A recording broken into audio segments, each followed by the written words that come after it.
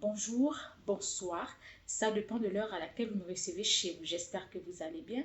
Quant à moi, c'est toujours un plaisir de vous retrouver dans ce nouveau numéro de l'émission Lumière. Je suis tombée amoureux de ma belle-mère et je ne peux plus faire marche arrière. C'est l'histoire de Joseph. Joseph est fiancé à Isabelle. Ensemble, ils ont 2 enfants, 2 petits garçons. Et donc, la belle-mère de Joseph est venue passer un moment, voilà, un petit séjour chez sa fille, qui est vraiment très occupée par rapport à son travail et a du mal à joindre les deux bouts pour s'occuper de ses enfants, en même temps du foyer et ses activités. Et donc la mère d'Élisabeth est venue, si vous voulez, porter main forte à sa fille.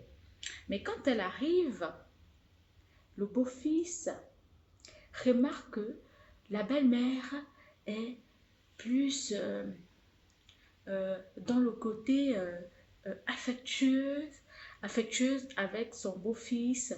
Il y a plus de confidence, plus d'attraction, plus, si je peux dire ça comme ça, il y a plus de familiarité. Et le beau-fils va commencer à développer des sentiments envers sa belle-mère. Il va commencer à lui couvrir des cadeaux, il va lui faire de temps en temps, voilà, des compliments, tout ça à l'absence d'Élisabeth. Il va commencer à inviter la belle-mère et monsieur va se dévoiler, dire ses sentiments, mais celle-ci ne va pas rester indifférente parce qu'elle aussi, vous savez, c'est le genre de mère qui a eu Élisabeth jeune. Elle a eu Élisabeth, elle avait 17 ans. Et donc, Élisabeth et sa mère, ils sont comme si c'était des sœurs, petites sœurs et grandes sœurs. Et donc, la mère d'Élisabeth, elle est encore jeune. Et ils vont commencer à entamer une relation sérieuse, en cachette. Ils vont se voir hors de la maison, bien sûr. Ils vont commencer à se fréquenter et les sentiments de Joseph vont se développer. Et Joseph, amoureux de sa belle-mère, va lui proposer de l'héberger hors que dans sa maison, il vit avec sa fille. Celle-ci va accepter, elle va dire à sa fille, écoute, moi je pense que je veux me prendre un petit appartement à moi, voilà, pour te laisser la liberté, pour te laisser la place avec ton mari, parce que ça me gêne de rester là avec ton mari et les enfants.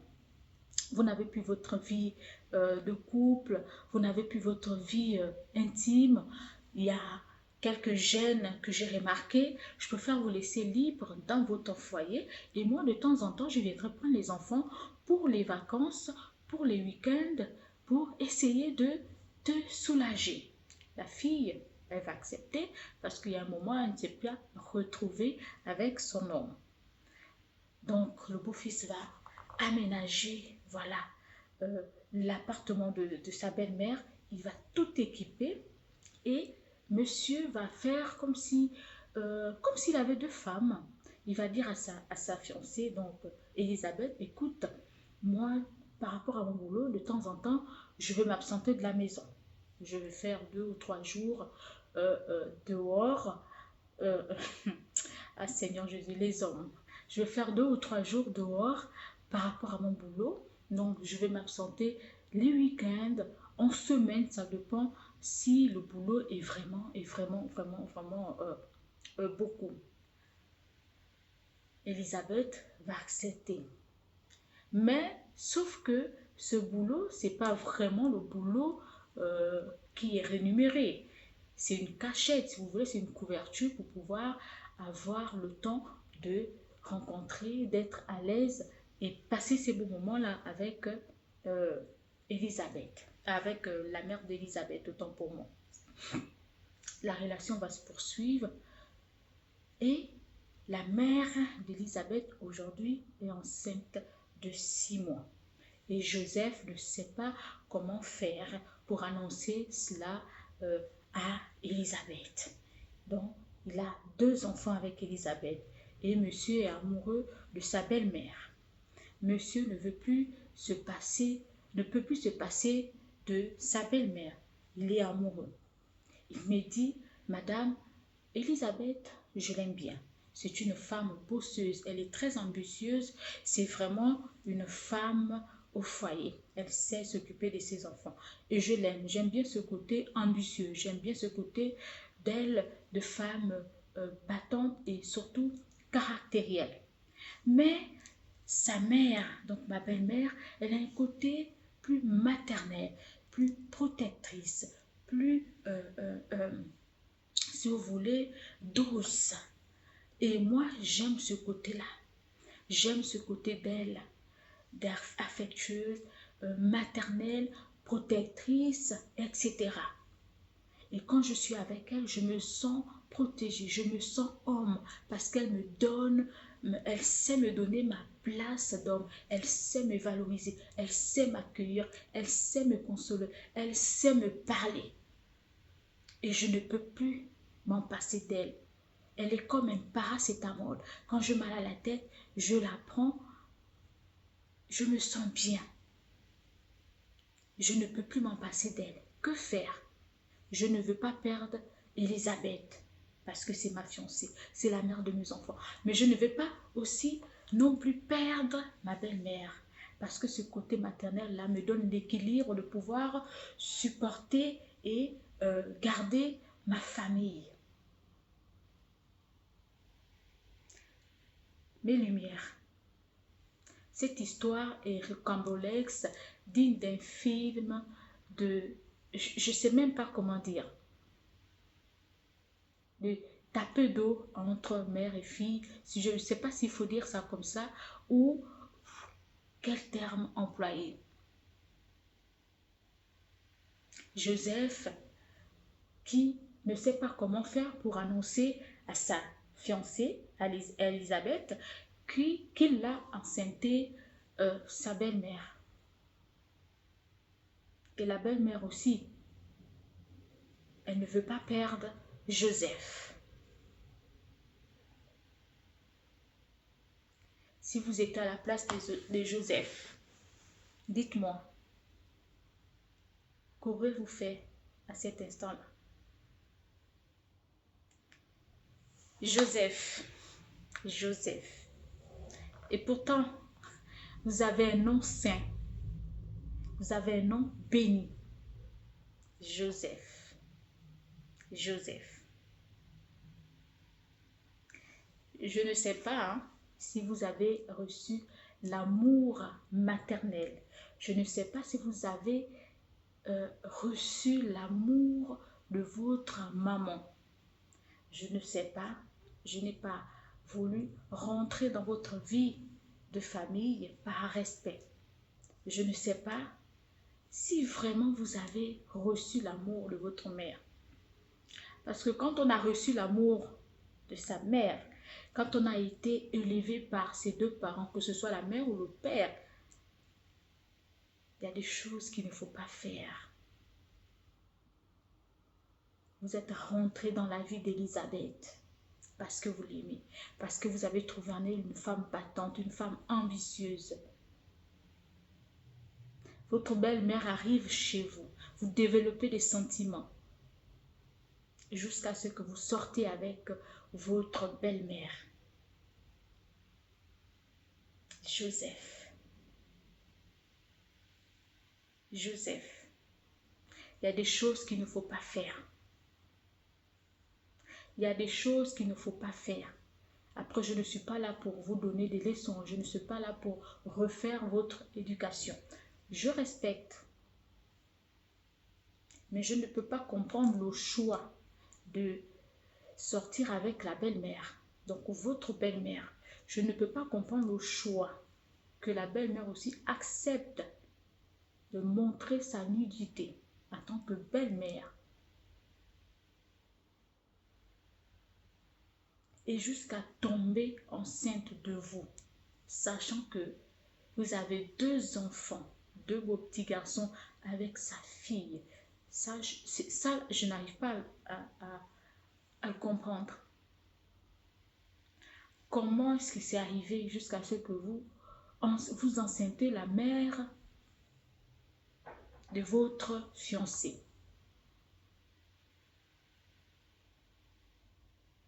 Jusqu'à lui prendre un appartement. Jusqu'à dire, comparer la mère à sa fille.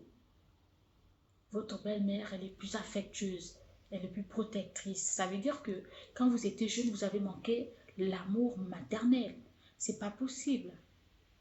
Vous ne pouvez pas aimer ce côté-là de chez votre belle-mère. Elle est plus protectrice, elle est plus maternelle, elle sait me parler. Ça ne se fait pas. Vous ne pouvez pas venir diviser une famille.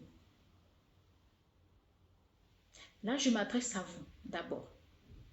Vous ne pouvez pas venir rentrer dans une famille et venir la diviser.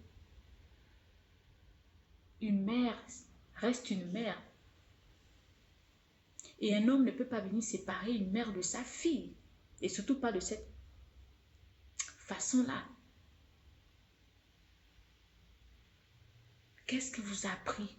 Pourquoi vous avez regardé votre mère, votre belle-mère avec des yeux de loup? Je vais dire ça comme ça.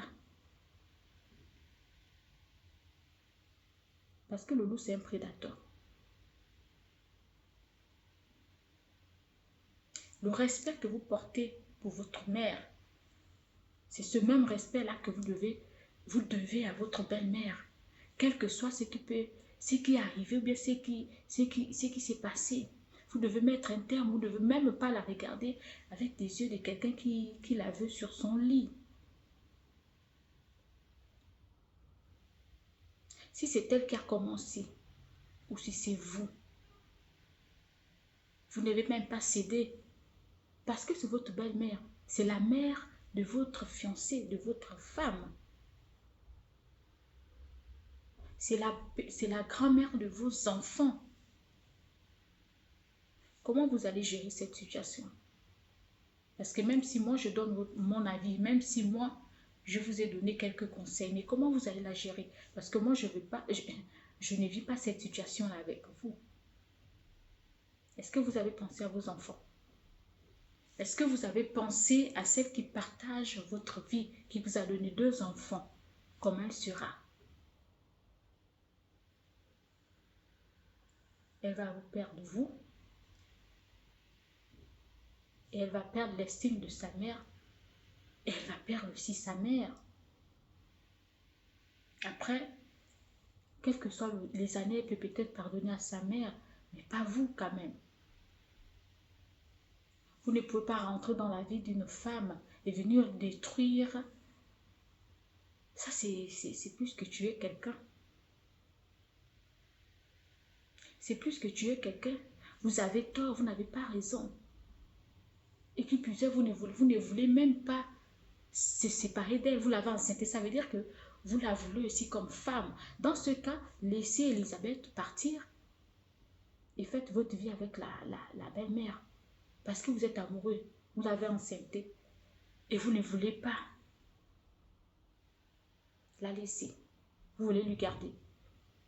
Et Elisabeth, vous voulez aussi la garder. Vous allez forcément perdre l'une d'entre elles.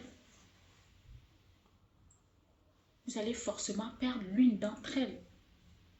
Et ça ne se fait pas. Ça ne se fait pas.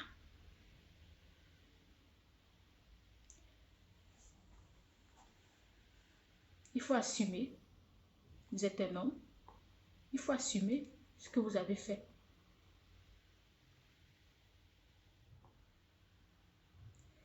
Je vais m'adresser maintenant à la belle-mère et je vais terminer par Elisabeth. Je vais m'adresser à la belle-mère. Belle-mère. Belle-mère. Est-ce que vous avez pensé à votre fille quand vous avez commis cet acte? Est-ce que vous avez pensé à vos petits-enfants? Est-ce que vous aimez vraiment votre fille?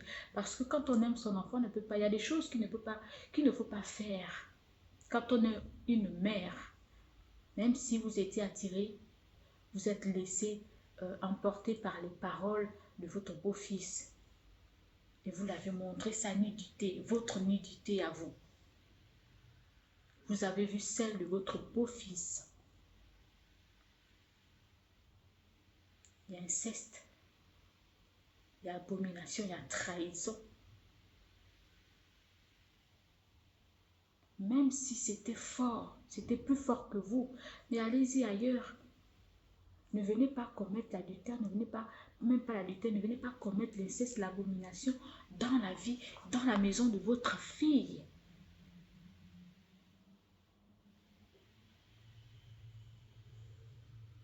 Vous n'êtes pas respecté. Vous n'avez pas respecté votre corps.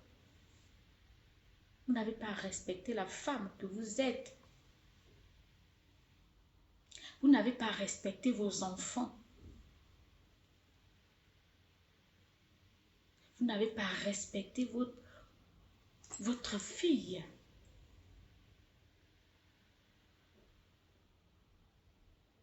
C'est des choses qui ne se font pas. Si votre beau-fils a fait le premier pas, c'est vrai, je peux comprendre que voilà, à un certain âge, quand on reçoit tout le temps des éloges, tout le temps des compliments, c'est normal. En tant que femme, on adore, on aime bien quand on nous complimente, on aime bien, mais pas de cette façon avec votre beau-fils. Vous devez couper ça, mais direct. Et parler avec votre fille. Et parler avec votre fille. Est-ce que vous avez pensé à la famille de votre gendre, votre famille? Comment est-ce qu'ils vont vous regarder? Le respect qui était là, mais a foutu le camp. Ça veut dire que même n'importe qui viendra vous parler, il aurait raison. Parce que vous les avez donné le bâton pour vous battre. Vous avez ouvert la porte au manque de respect. Vous avez ouvert la porte au manque de respect. Parce qu'une mère, ça se respecte. Une mère ne peut pas faire ces genres de choses. Ça, c'est des histoires que, voilà, qu'on voit plus chez les Européens, mais pas chez les Africains. Parce que nous, le respect, l'éducation qu'on a reçue de nos parents, les principes qu'on a de nos traditions, on ne peut pas arriver à faire ce genre de choses parce qu'on est déjà, on a la crainte de Dieu. Et le karma existe. Ce que tu fais à ton enfant, tu ne sais pas ce que demain te réserve. Donc ton enfant et les enfants de ta fille, tes petits-enfants, ils ont un même père. Ils vont s'appeler quoi? Tonton, frère, tata. Ils vont s'appeler comment? Est-ce que tu es fier? Mais ça va vous poursuivre toute la vie. Et cet enfant, c'est l'enfant de la honte. Excusez-moi de le dire, mais c'est l'enfant de la honte.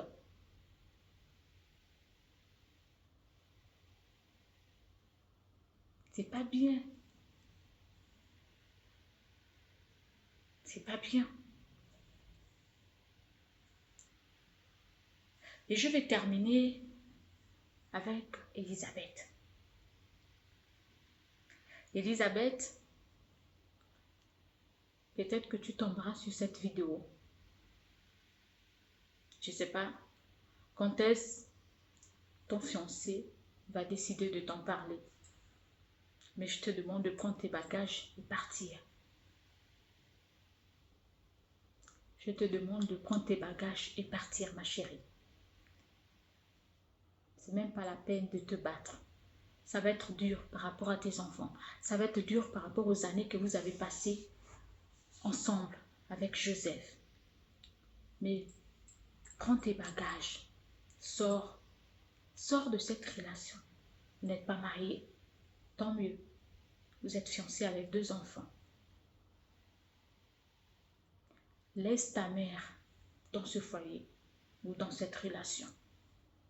Mais sois-en sûr que ça ne va pas aller loin. Sois-en sûr que ça n'ira pas loin, cette relation. Je ne pense pas que ça va aller jusqu'au mariage. Après, si ça va jusqu'au mariage, ton mari,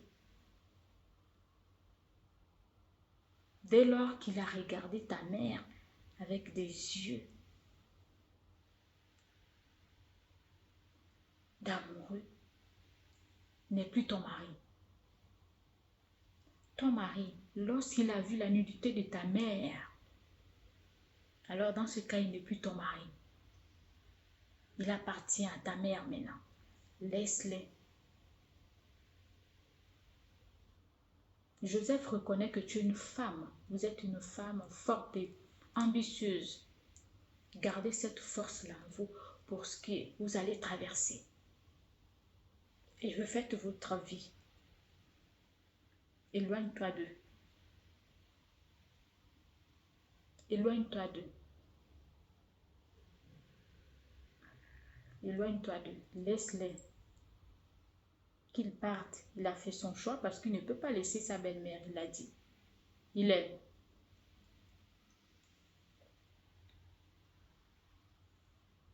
Je pense que Joseph a manqué d'amour maternel quand il était petit. Tout ça là aussi, ça peut jouer. C'est psychique. Ça peut jouer. Même en état grand. S'il n'a pas guéri de ces blessures-là, ça peut jouer. Et donc, laisse-le faire sa vie avec ta mère.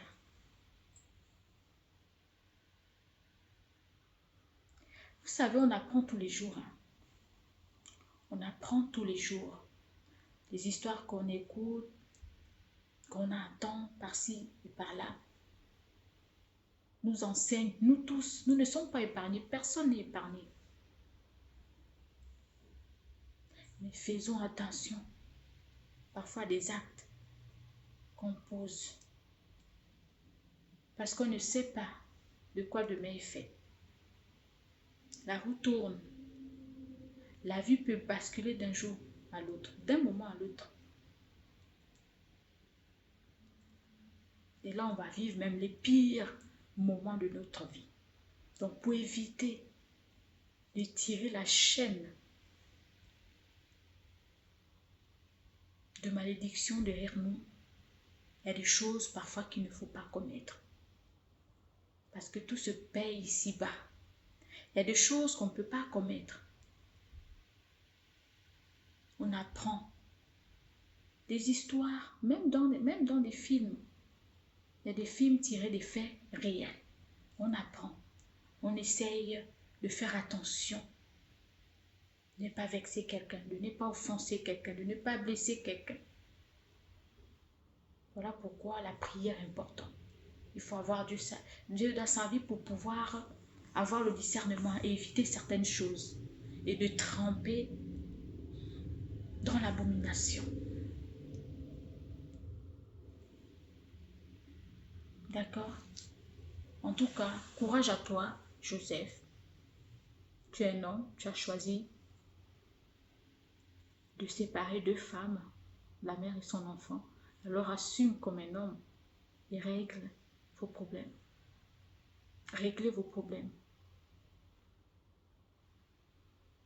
Courage à vous et bon vent dans votre nouvelle vie. Moi, je ne suis pas là pour juger. Cette émission n'est pas faite pour juger les gens. J'apporte ce que je peux à certaines personnes. Je donne mon avis. Je conseille, je sensibilise. Mais je ne juge pas. Merci de m'avoir suivi et je vous donne rendez-vous très bientôt. Bye bye.